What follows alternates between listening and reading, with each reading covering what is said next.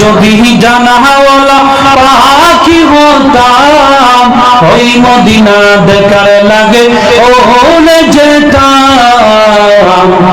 মনের ঘরেতে রেখেছি যারে, দু জাহানের বাদশা নবী কামলি ওয়ালা রে, দু জাহানের বাদশা নবী।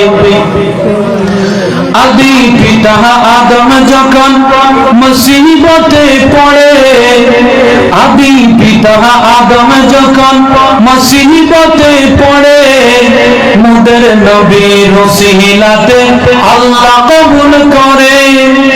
আদি পিতা আদম যখন মুসিবতে পড়ে, মোদের নবীর ওসিলাতে আল্লাহ কবুল করে।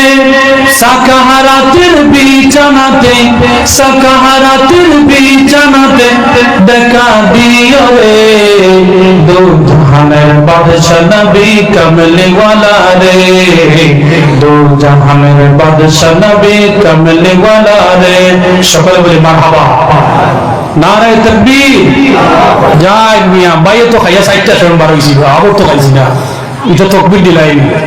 আব্দুল উজ্জা নামক ব্যক্তি শহীদ হওয়ার জন্য বলতেছে, ইয়া রাসূলুল্লাহ আমার কিছু দেওয়ার নাই, আমার জানটাকে আপনি যুদ্ধের মধ্যে নিয়ে যাও, দ্যাট মিন্স আমাকে নিয়ে যাও, আপনি আমাকে ছেড়ে দাও আল্লাহর রাস্তার জন্য, আমি যেন যুদ্ধ করে করে শহীদ হয়ে আল্লাহকে গিয়ে যেন আমি বলতে পারি, আল্লাহ তোমার জন্য নিজের জানকে উৎসর্গ বিলীন করে দিয়ে আসতে পেরেছি। নারায়ে তাকবীর, নারায়ে তাকবীর, নারে রিসালাত।